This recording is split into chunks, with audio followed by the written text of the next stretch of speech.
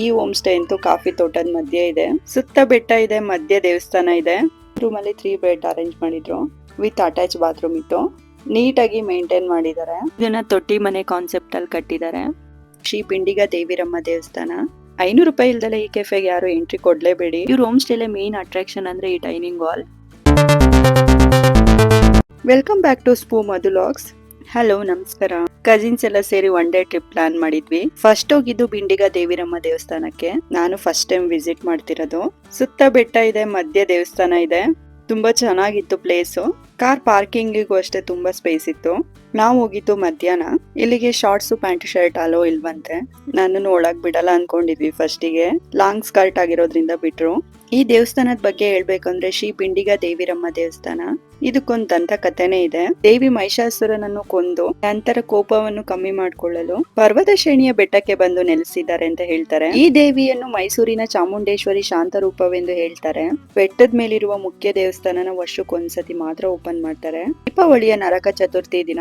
ಅವತ್ತಿನ ದಿನ ದೇವಿಯ ದರ್ಶನ ಪಡೆಯಲು ಹಲವಾರು ಸ್ಥಳಗಳಿಂದ ಭಕ್ತಾದಿಗಳು ಬಂದಿರ್ತಾರೆ. 3000 ಅಡಿ ಎತ್ತರದ ಬೆಟ್ಟವನ್ನು ಹತ್ತಿ ದೇವಿ ದರ್ಶನ ಪಡೆದುಕೊಳ್ತಾರೆ.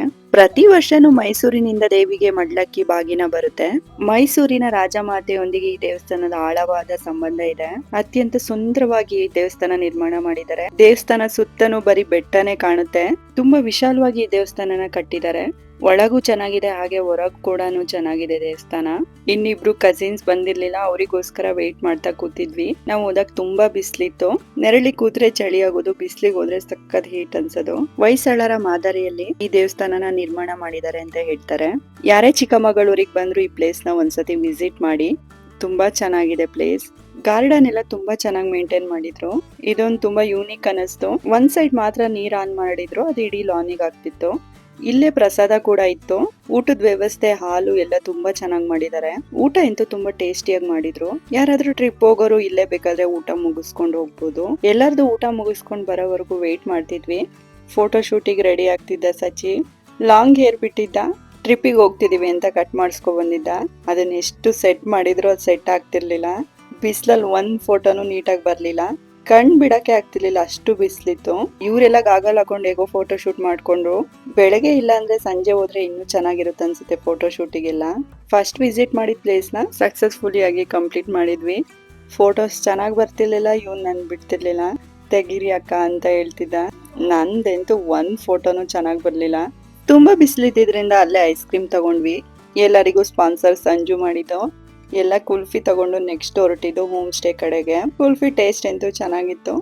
ಕಾರಲ್ಲಿ ಹೋಗ್ಬೇಕಾದ್ರೆಲ್ಲ ಸಚಿನ್ ಹೇರ್ ಸ್ಟೈಲ್ ಬಗ್ಗೆನೆ ಡಿಸ್ಕಷನ್ ಆಗ್ತಿತ್ತು. ಅದಕ್ಕೆ ಮಧು ಶಿವಣ್ಣನ ಹೇರ್ ಸ್ಟೈಲ್ ಅಂತ ಹೇಳ್ತಿದ್ದ. ಯಾವ ತರ ಇದೆ ಮಧು? ಶಿವಣ್ಣ ಯಾರೋ ಒಂದು ಜನಿಲಿಯಾ ಅವನು. ಸರಿ, ಯಾರು ಮಾಡ್ಸೋರಿದ್ರೆ ಇನ್ಸ್ಪೈರ್ ಆಗ್ಲಿ. ಅಲ್ಲಿಂದ ನೈಟ್ ಪಾರ್ಟಿಗೆ ಡ್ರಿಂಕ್ಸ್ ಎಲ್ಲ ತಗೊಂಡ್ವಿ ಟೌನ್ ಅಲ್ಲೇನೆ. ಜ್ಯೂಸ್ ಬೇರೆ ತಗೊಂಡಿದ್ರು, ವೈನ್ ಮಾಡ್ತೀವಿ ಅಂತ. ಡ್ರಿಂಕ್ಸ್ ಮಾಡೋರಿಗೆ ವೇಟ್ ಮಾಡೋ ಅಷ್ಟೊತ್ತಿಗೆ ಮಜ್ಜಿಗೆ ಬಂತು. ಮಸಾಲಾ ಮಜ್ಜಿಗೆ 1 ಪ್ಯಾಕೆಟ್ 10 ರೂಪೀಸ್ ಇತ್ತು. ಟೇಸ್ಟ್ ಅಂತ ಸಕ್ಕದಾಗಿತ್ತು. ನಾವು ಹೋಮ್ ಸ್ಟೇ ಮಾಡಿದ್ದು ಮುಳ್ಳಂಗಿರಿ ನಿಯರ್. ಹಾಗಾಗಿ ರೋಡಲ್ಲಿ ಹೋಗ್ಬೇಕಾದ್ರೆಲ್ಲ ಬೆಟ್ಟ ಕಾಣ್ತಿತ್ತು. ನಾವು ಬುಕ್ ಮಾಡಿದ ಹೋಮ್ ಸ್ಟೇ ಹಿಲ್ ಕ್ರೆಸ್ಟ್. ಈ ಹೋಮ್ ಸ್ಟೇ ಅಂತೂ ಕಾಫಿ ತೋಟದ ಮಧ್ಯೆ ಇದೆ. ಯಾರಾದ್ರೂ ಚಿಕ್ಕಮಗಳೂರಲ್ಲಿ ಬೆಸ್ಟ್ ಹೋಮ್ ಸ್ಟೇ ಹುಡುಕ್ತಿದ್ರೆ ಈ ಹೋಮ್ ಸ್ಟೇನ ನೀವು ವಿಸಿಟ್ ಮಾಡ್ಬೋದು. ನಾವೇ ಕಾಫಿ ತೋಟದ ಮಧ್ಯೆ ಇದ್ರು ಈ ಹೋಮ್ ಸ್ಟೇ ನಮಗಂತೂ ಸಕ್ಕತ್ ಇಷ್ಟ ಆಯ್ತು. ನಾವು ಬುಕ್ ಮಾಡಿದ್ದು ಸ್ಟ್ಯಾಂಡರ್ಡ್ ಕಾಟೇಜ್. ಹೋಮ್ ಸ್ಟೇ ಪಕ್ಕನೆ ಓನರ್ ಮನೆನೂ ಇದೆ. ಇಲ್ಲೇ ಇರ್ತಾರೆ ಅವರು. ಒನ್ ಡೇ ಮಾತ್ರ ನಾವು ಸ್ಟೇ ಮಾಡಿದ್ದು, ಬಟ್ ತುಂಬಾ ಚೆನ್ನಾಗಿತ್ತು. ಇದೇ ಓನರ್ ಮನೆ. ಹೋಮ್ ಸ್ಟೇ ಪಕ್ಕನೆ ಇದೆ. ಟೆಂಪಲ್ ಇಂದ ಡೈರೆಕ್ಟ್ ನಾವು ಹೋಮ್ ಸ್ಟೇಗೆ ಬಂದಿದ್ದು, ಹಾಗಾಗಿ ಸ್ವಲ್ಪ ಬೇಗ ಬಂದಂಗಾಗಿತ್ತು. ಅದಕ್ಕೆ ನನ್ನ ಹಸ್ಬೆಂಡ್ ಅಟ್ಲೀಸ್ಟ್ ಕಾಫಿ ಆದ್ರೂ ಕುಯ್ಯೋಗಿ ನಡೀರಿ, ಸ್ಯಾಲ್ರಿ ಕೊಡ್ತಾರೆ ಅಂತ ಹೇಳ್ತಿದ್ರು. 2 ರೂಮಲ್ಲೂ 6 ಮೆಂಬರ್ಸ್ ಸ್ಟೇ ಮಾಡ್ಬೋದು. 2 ರೂಮ್ ಬುಕ್ ಮಾಡಿದ್ವಿ ನಾವು. ಟೋಟಲ್ 9 ಮೆಂಬರ್ಸ್ ಹೋಗಿದ್ದು. ನನ್ನ ಹಸ್ಬೆಂಡ್ ಅಂತೂ ಪ್ಯಾಂಟ್ ಕೇರ್ ಮಾಡೋದೇ ಆಗ್ತಿತ್ತು. ಲೆಂತ್ ಜಾಸ್ತಿ ಇತ್ತು. ಅದು ಬ್ಲಾಕ್ ಪ್ಯಾಂಟ್ ಆಗಿರೋದ್ರಿಂದ ಫುಲ್ ಕೇರ್ ಆಗಿ ನೋಡ್ಕೊಂತಿದ್ರು. ಹೊಸ ಪ್ಯಾಂಟ್ ಅಲ್ಲ, ಹಾಗಾಗಿ ಇನ್ನೊಂದ್ ಸ್ವಲ್ಪ ದಿನ ಆದ್ರೆ ಅದೆಲ್ಲಿ ಬಿದ್ದಿರುತ್ತೆ ಅನ್ನೋದು ಗೊತ್ತಿಲ್ಲ. ಒಂದ್ ರೂಮಲ್ಲಿ 3 ಬೆಡ್ ಅರೇಂಜ್ ಮಾಡಿದ್ರು ವಿತ್ ಅಟ್ಯಾಚ್ ಬಾತ್ರೂಮ್ ಇತ್ತು. ನೀಟಾಗಿ ಮೇಂಟೈನ್ ಮಾಡಿದ್ದಾರೆ. ಇವ್ರ ಕಾಂಟ್ಯಾಕ್ಟ್ ನಂಬರ್ನ ನಾನು ಮೆನ್ಷನ್ ಮಾಡಿರ್ತೀನಿ, ಚೆಕ್ ಮಾಡ್ಕೊಳ್ಳಿ. ಯಾರಿಗಾದ್ರೂ ಇಂಟ್ರೆಸ್ಟ್ ಇದ್ರೆ ವಿಸಿಟ್ ಮಾಡ್ಬೋದು. ಇನ್ಸ್ಟಾಗ್ರಾಮ್ ಅಲ್ಲಿ ಕೂಡ ಅವ್ರ ಪೇಜ್ ಕೂಡ ನಿಮಗೆ ಮೆನ್ಷನ್ ಮಾಡಿರ್ತೀನಿ. ನನ್ನ ಹಸ್ಬೆಂಡ್ ನ ಯಾಕೆ ಬಂದಿಲ್ ಮಂಗಿದ್ಯಾ ಅಂತ ಕೇಳಿದ್ರೆ, ಇಲ್ಲಿ ಬಂದು ಮಲಗ್ತಿದೀಯಲ್ಲ, ಹೋಮ್ ಸ್ಟೇ ಅಂತ ಗೊತ್ತಿಲ್ಲ, ಹೇಳಿ ಎಕ್ಸ್ಪ್ಲೇನ್ ಮಾಡು. ಹೋಮ್ ತಂದ್ರೆ ಮಲ್ಕೊಂಡಂಗಿರುತ್ತೆ ಅಂತ. ಆಮೇಲೆ ಹೋಮ್ ಸ್ಟೇ ಅಂದ್ರೆ 3 ಕ್ಯಾಟಗರಿಲಿ ರೂಮ್ಸ್ ಇದೆ ಇವ್ರ ಹತ್ರ. Standard cottages, premium villas, heritage luxury villas. ಇವಾಗ ನಾನು ತೋರಿಸ್ತಿರೋದು ಹೆರಿಟೇಜ್. ಇದನ್ನ ತೊಟ್ಟಿ ಮನೆ ಕಾನ್ಸೆಪ್ಟ್ ಅಲ್ಲಿ ಕಟ್ಟಿದ್ದಾರೆ. ತುಂಬಾ ಚೆನ್ನಾಗಿತ್ತು ಇದಂತೂ. ನಾವು ಸ್ಟೇ ಮಾಡಿದ್ದು ಸ್ಟ್ಯಾಂಡರ್ಡ್ ಕಾಟೇಜಸ್. ನಾನು ಮೊದಲು ತೋರಿಸಿದ್ದು ಅದನ್ನೇ. ಇದು ಹೆರಿಟೇಜ್. ತುಂಬಾ ಚೆನ್ನಾಗಿತ್ತು ಇದಂತೂ.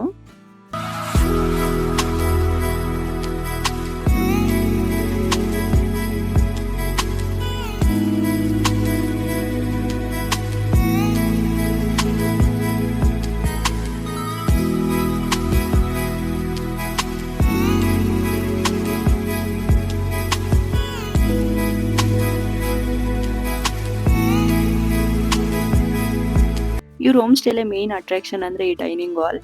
ಸಕ್ಕದಾಗಿತ್ತು ಇದಂತೂ. ಫುಡ್ ಟೇಸ್ಟ್ ಎಲ್ಲ ನೆಕ್ಸ್ಟ್ ಲೆವೆಲ್ ಇತ್ತು. ವೆಜ್ಜು ನಾನ್ ವೆಜ್ಜು ಎರಡು ಕೂಡ ಇರುತ್ತೆ. ಫೋಟೋ ವಿಡಿಯೋಸ್ ಅಂತೂ ಸಖತ್ತಾಗಿ ಬರ್ತಿತ್ತು ಈ ಪ್ಲೇಸ್ ಅಲ್ಲಿ. ನಾವು ರೀಲ್ಸ್ ಮಾಡಿದ್ದು ಇದೇ ಪ್ಲೇಸ್ ಅಲ್ಲಿ. ರೀಲ್ಸ್ ಆಗ್ತಾಗ್ಲೇ ತುಂಬಾ ಜನ ಕೇಳ್ತಿದ್ರಿ ಹೋಮ್ ಸ್ಟೇ ಬಗ್ಗೆ ಹೇಳಿ ಪ್ಲೀಸ್ ಅಂತ. ಈ ಡೈನಿಂಗ್ ಹಾಲಿಗಂತೂ ಗಾಳಿ ಬೆಳಕಿಗೆ ಕೊರತೆನೇ ಇಲ್ಲ, ಅಷ್ಟು ಚೆನ್ನಾಗಿತ್ತು.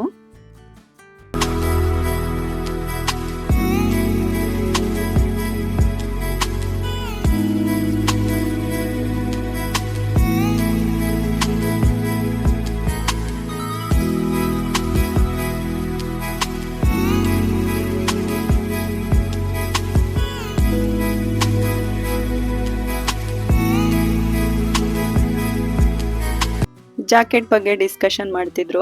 ಚಿರುದು ಮತ್ತೆ ಮಧುದು ಇಬ್ರದು ಹೊಸ ಜಾಕೆಟ್ ಹಾಗಾಗಿ.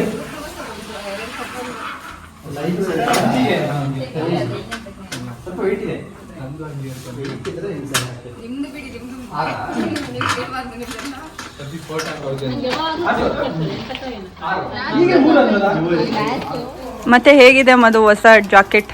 ದುಡ್ಡು ಕೊಟ್ಟಿನಿ. ಚೆನ್ನಾಗೇ ಇರ್ಲೇಬೇಕು.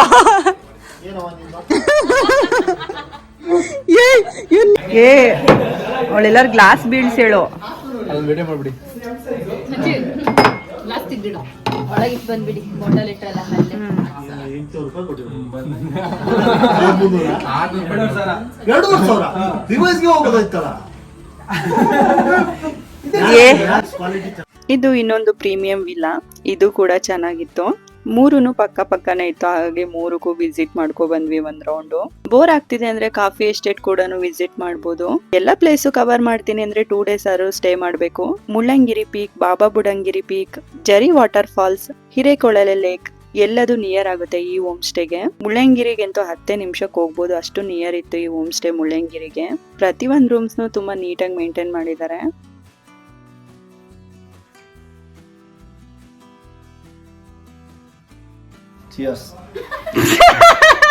ಬನ್ನಿ ಆಟಾಡೋಣ ಏನಾದ್ರು.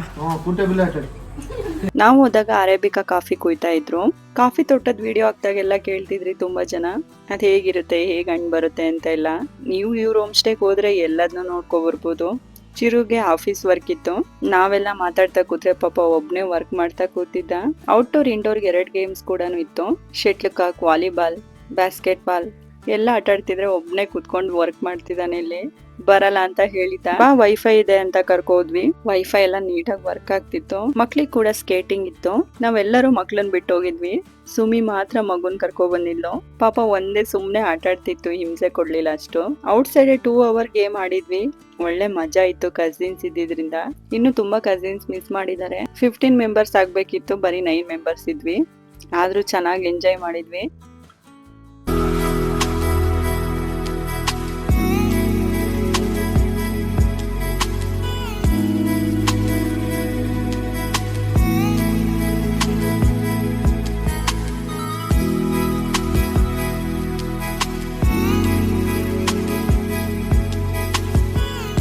ಸಂಜೆ ಕಾಫಿ ಟೀ ಬಜ್ಜಿ ಇತ್ತು. ಕ್ವಾಂಟಿಟಿ ಅಂತೂ ತುಂಬಾ ಕೊಡ್ತಾರೆ ಇಲ್ಲಿ ಫುಡ್ ಅಲ್ಲಿ. ಟೀ ಕಾಫಿನೂ ಅಷ್ಟೇ ತುಂಬಾನೇ ಇತ್ತು. ಟೇಸ್ಟ್ ಕೂಡ ಅಷ್ಟೇ ಸಕ್ಕತ್ತಾಗಿತ್ತು ಬಜ್ಜಿದೆಲ್ಲ. ಬಜ್ಜಿ ಎಲ್ಲ ತಿನ್ಕೊಂಡು ನೆಕ್ಸ್ಟ್ ಇಂಡೋರ್ ಗೇಮ್ ಆಡಕ್ ಹೋದ್ವಿ. ಇದಂತೂ ಮಸ್ತಿತ್ತು.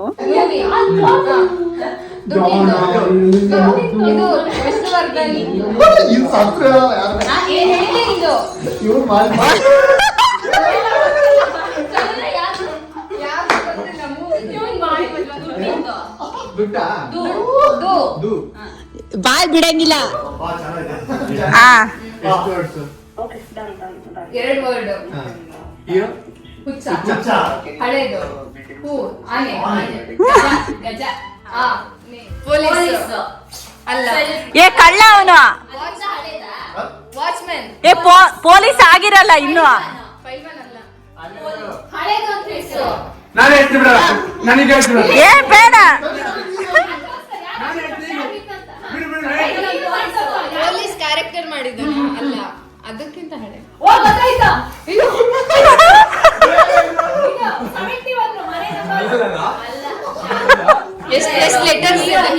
ಎಷ್ಟು ಲೆಟರ್ಸ್ ಇದೆ ಒಂದೇ ಲೆಟರ್ ಅಲ್ಲ ವರ್ಡ್ಸ್ ಇದೆ ಒಂದೇ ವರ್ಡ್ ಲೆಟರ್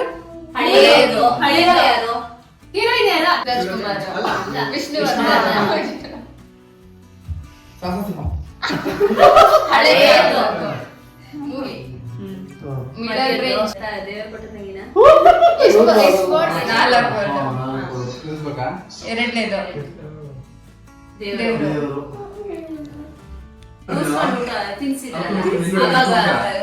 ವಾರಕ್ಕೊಂದು ಎಷ್ಟು ದಿನ ವಾರ? ಒಂದೇ ವಾರನಾ? ಒಂದೇ ದಿನ ವಾರ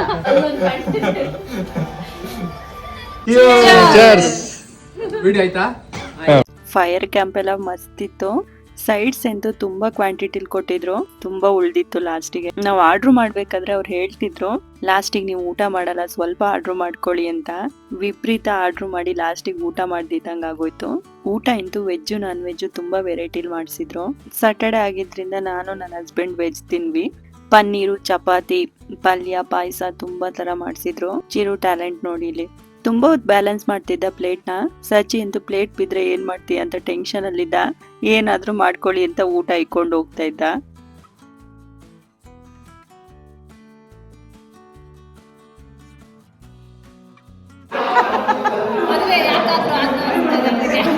ನೈಟ್ ವ್ಯೂ ಈ ತರ ಇತ್ತು ಹೋಮ್ ಸ್ಟೇದು, ಚೆನ್ನಾಗಿತ್ತು. ಇದು next day morning video share ಮಾಡ್ತಿದ್ದೀನಿ. ತುಂಬಾ ಚಳಿ ಇತ್ತು. ಮಾರ್ನಿಂಗ್ ಎದ್ದ ತಕ್ಷಣ ಬೆಡ್ಶೀಟ್ ಹೊಚ್ಕೊಂಡೆಲ್ಲ ಕೂತ್ಕೊಂಡಿದ್ರು. ವಿಪರೀತ ಚಳಿ. ಫ್ರೆಶ್ ಅಪ್ ಎಲ್ಲ ಆಗಿ ಟಿಫನಿಗೆ ಹೋದ್ವಿ. Bread, jam, puliyogare, dosa, fruits ಎಲ್ಲ ಇಟ್ಟಿದ್ರು. ನೈಟು ಅಷ್ಟೇ, ಮಾರ್ನಿಂಗು ಅಷ್ಟೇ ತುಂಬಾ ವೆರೈಟಿ ಮಾಡಿಸಿದ್ರು ಫುಡ್ಡಲ್ಲಂತೂ. ಕ್ವಾಂಟಿಟಿನೂ ಅಷ್ಟೇ ತುಂಬಾ ಇಟ್ಟಿರ್ತಾರೆ, ಅನ್ಲಿಮಿಟೆಡ್ ಇರುತ್ತೆ. ನಾನಿಲ್ಲಿ ದೋಸೆ ತಗೊಂಡೆ, ಆಲೂಗೆಡ್ಡೆ ಪಲ್ಯ, ವಾಟರ್ ಮಿಲನ್ ಪಪ್ಪಾಯ ತಗೊಂಡೆ. ಡೈನಿಂಗ್ ಹಾಲ್ ಅಂತ ನನಗೆ ಸಖತ್ ಇಷ್ಟ ಆಯ್ತು. ಪಾಪ ನನ್ನ ಹಸ್ಬೆಂಡು ತಿಂಡಿ ಮಾಡೋದ್ ಮಧ್ಯದಲ್ಲೇ ಬಿಟ್ಟು ವಿಡಿಯೋ ಮಾಡ್ಕೊಡ್ತಿದ್ರು. ಟೇಸ್ಟ್ ಎಲ್ಲ ಚೆನ್ನಾಗಿತ್ತು ದೋಸೆದು. ನೆಕ್ಸ್ಟ್ ಕಾಫಿ, ಟೀ ಇತ್ತು. ಕಾಲೇಜಿಗೆ ಹೋಗ್ಬೇಕಾದ್ರೆ ಹೋಟ್ಲಿಗೆ ಹೋದ್ರೆ ಟಿಶ್ಯೂ ಪೇಪರಿಗೆ ಇದನ್ನೇ ತುಂಬ್ಕೊಂಡು ಬರ್ತಿದ್ವಿ. ನೀವು ಯಾರೆಲ್ಲ ಈ ತರ ಮಾಡಿದಿರಾ ಕಮೆಂಟ್ ಮಾಡಿ. ಚಳಿ ಇದ್ದಿದ್ರಿಂದ ಎಲ್ಲ ಬಿಸಿಲು ಕಾಯಿಸ್ತಾ ಕೂತಿದ್ರು. ಎಲ್ಲ ರೆಡಿಯಾಗಿ ರೀಲ್ಸ್ ಮಾಡ್ತಿದ್ವಿ. ಕಸಿನ್ಸ್ ಜೊತೆ ರೀಲ್ಸ್ ಮಾಡೋದಂತೂ ಸಕ್ಕದಾಗಿರುತ್ತೆ. ಫನ್ನಿಯಾಗಿ ಸಕ್ಕದಾಗಿತ್ತು. 5-6 ಟೇಕ್ ತಗೊಂಡಿದೀವಿ ಇದನ್ನ ಮಾಡಕ್ಕೆ. ಇನ್ಸ್ಟಾಗ್ರಾಮ್ ಅಲ್ಲಿ ರೀಲ್ದು ವಿಡಿಯೋ ಹಾಕಿದೀನಿ, ಚೆಕ್ ಮಾಡ್ಕೊಳ್ಳಿ. ಎಲ್ಲ ಸುಮ್ನೆ ಬೇರೆ ಬೇರೆ ಸ್ಟೆಪ್ ಹಾಕಿರೋದು, ಯಾರು ಪ್ರಾಕ್ಟೀಸ್ ಮಾಡಿಲ್ಲ. ಈ ತರ ಪ್ಲಾನ್ ಇಲ್ದಂಗ್ ಮಾಡೋದೇ ಚೆನ್ನಾಗಿರುತ್ತೆ ರೀಲ್ಸಿಗೆ. ಇನ್ಸ್ಟಾಗ್ರಾಮ್ ಅಲ್ಲಿ ಪೋಸ್ಟ್ ಮಾಡಿದೀನಿ. ಯಾರು ಕಸಿನ್ಸು ಫ್ರೆಂಡ್ಸು ಮಾಡೋದಾದ್ರೆ ಚೆಕ್ ಮಾಡ್ಕೊಳ್ಳಿ, ನಿಜವಾಗ್ಲೂ ಚೆನ್ನಾಗಾಗುತ್ತೆ ಇದು reels.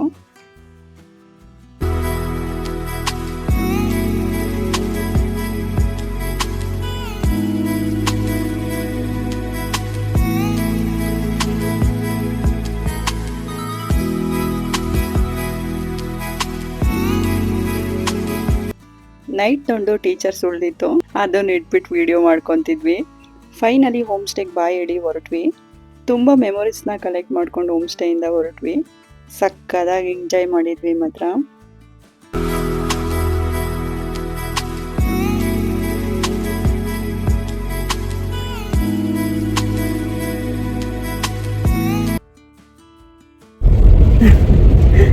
Back to home.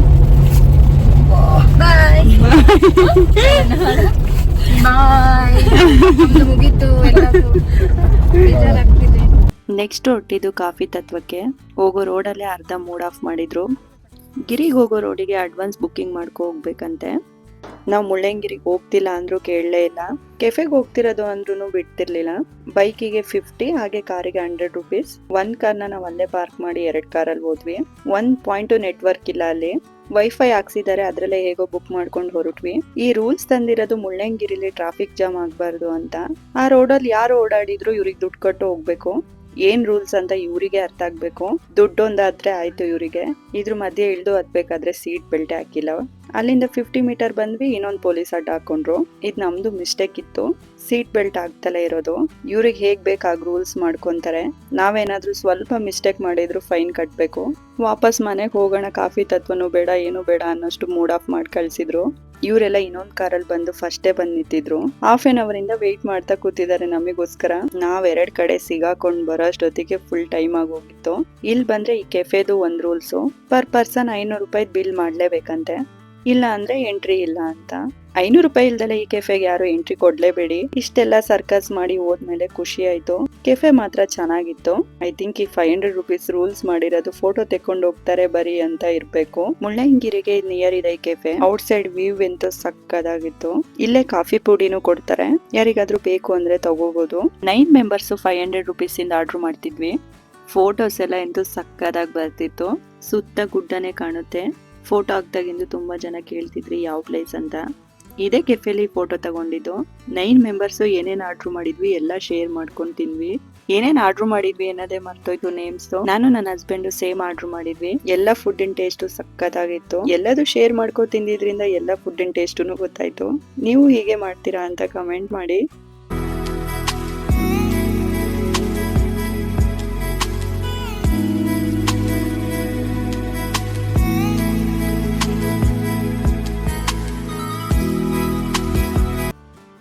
Finally 4,500 bill pay ಮಾಡಿ ಬಂದ್ವಿ. ಹೇಗಿತ್ತು ಒನ್ ಡೇ ಟ್ರಿಪ್ ವಿಡಿಯೋ ಅಂತ ಕಮೆಂಟ್ ಮಾಡಿ. ಇನ್ನೂ ಯಾರು ನನ್ನ ಚಾನಲ್ ಸಬ್ಸ್ಕ್ರೈಬ್ ಆಗಿಲ್ಲ ಪ್ಲೀಸ್ ಸಬ್ಸ್ಕ್ರೈಬ್ ಆಗಿ, ಹಾಗೆ ಬೆಲ್ ಐಕನ್ ಕ್ಲಿಕ್ ಮಾಡಿ.